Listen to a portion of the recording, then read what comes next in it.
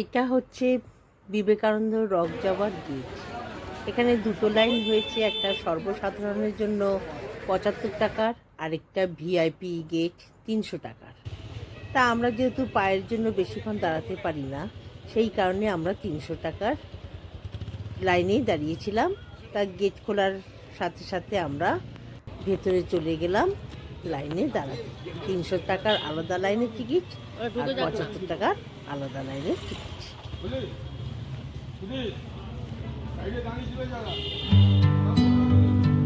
ঠিক আছে, চলুন, যে যেখানে ঢুকছে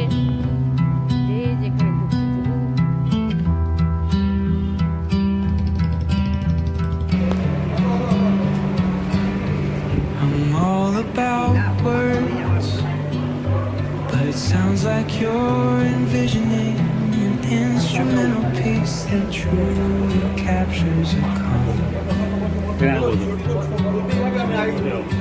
Beachy ambient.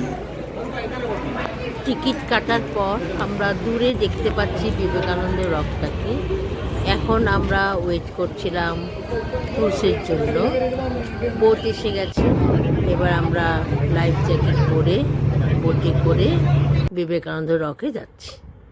এখানে আসার পর, বিবেকানন্দ রকে আসার পর এন্ট্রি টিকিট কেটে আমরা জুতো এক জায়গায় খুলে রেখে তারপর ভালো করে চারিদিক দেখতে দেখতে এগিয়ে চললাম। একটা জিনিস, বিবেকানন্দ স্ট্যাচু আমরা সামনে রেখে এগিয়ে যাচ্ছি। মন্দিরটা খোলা। প্রথমে আমরা স্কাই ওয়াকের দিকে এগিয়ে যাচ্ছি, যে সকালবেলা যাতে কম রোদের তাপ থাকে সেই জন্য আগে আমরা স্কাই ওয়াকটা দেখে এসে পরে বিবেকানন্দ স্ট্যাচু দেখব। বিবেকানন্দ রক তামিলনাড়ু রাজ্যের কন্যাকুমারীতে অবস্থিত একটি স্মারকস্থল ও পর্যটন কেন্দ্র। এটা দেখতে দূর দূরান্ত থেকে বিদেশি মানুষেরা, ইন্ডিয়ান মানুষেরা সবাই দূর থেকে এই বিবেকানন্দ রক দেখতে আসে।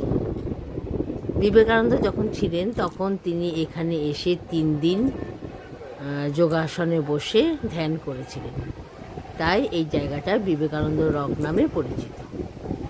এখন এখানে বিবেকানন্দ রক থেকে থিরুভাল্লুভার স্ট্যাচু পর্যন্ত যাওয়ার জন্য একটা স্কাই ওয়াক গ্লাস দিয়ে তৈরি করা হয়েছে। সেটার ওপর দিয়ে আমরা হেঁটে ওপারে থিরুভাল্লুভার স্ট্যাচু দেখতে যাচ্ছি। তার নিচেই সমুদ্র দেখা যাচ্ছে খুব কাছ থেকে। তা আমরা হাঁটতে হাঁটতে সমুদ্রের ভিডিও, ছবি তোলা সমস্ত কিছু করছি। কিন্তু এই গ্লাসের ওপর বসে ছবি তোলা, ভিডিও করা যাবে না। তুমি দাঁড়িয়ে দাঁড়িয়ে হাঁটতে হাঁটতে সব কিছুই করতে পারো। খুব সুন্দর জায়গাটা, পরিবেশও খুব সুন্দর। সকালবেলা যেহেতু এসেছিলাম, রোদের তাপও কম ছিল, তাই খুব ভালো লাগছে।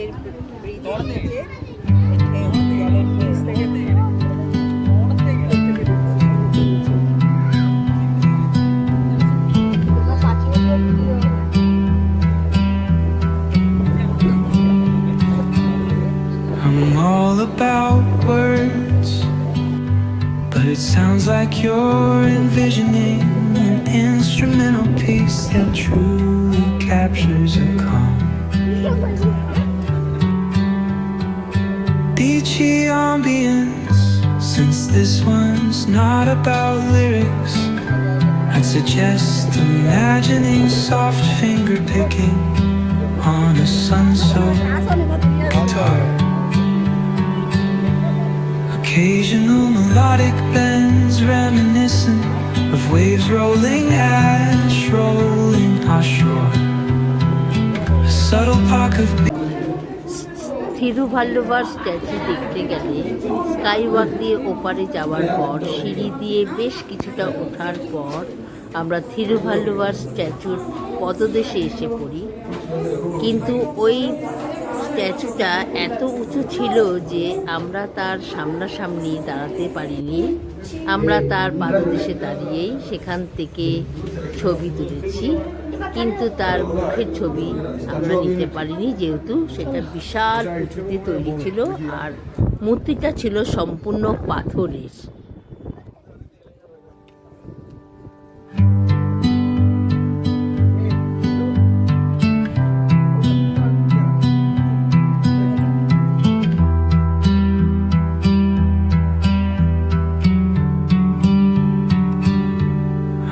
all about words, but it sounds like you're envisioning an instrumental piece that truly captures a calm. Beachy ambience, since this one's not about lyrics, I'd suggest imagining soft finger picking on a sun-soaked guitar. Occasional melodic bends reminiscent of waves rolling, ash rolling ashore. A subtle pock of beat could mimic the rhythm of distant tides. Let the absence of vocals create room for the guitar to tell its own serene.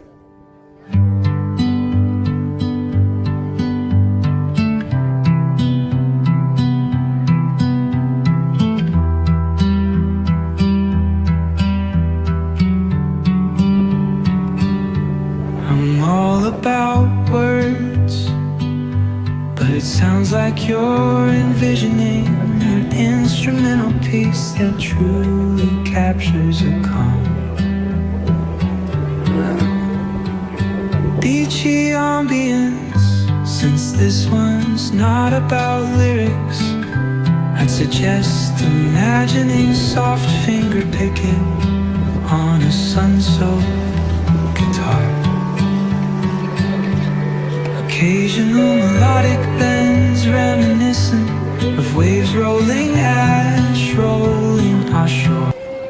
রাত্রেবেলা দূর থেকে Vivekananda rock আর sky ওয়াকটা এরকম lighting দিয়ে সাজানো থাকে।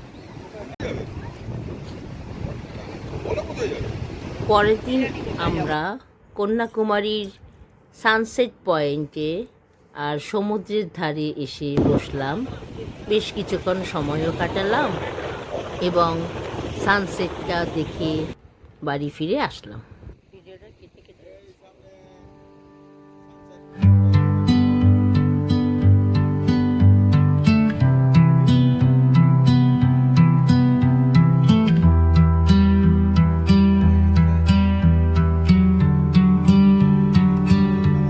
I'm all about words, but it sounds like you're envisioning an instrumental piece that truly captures a calm.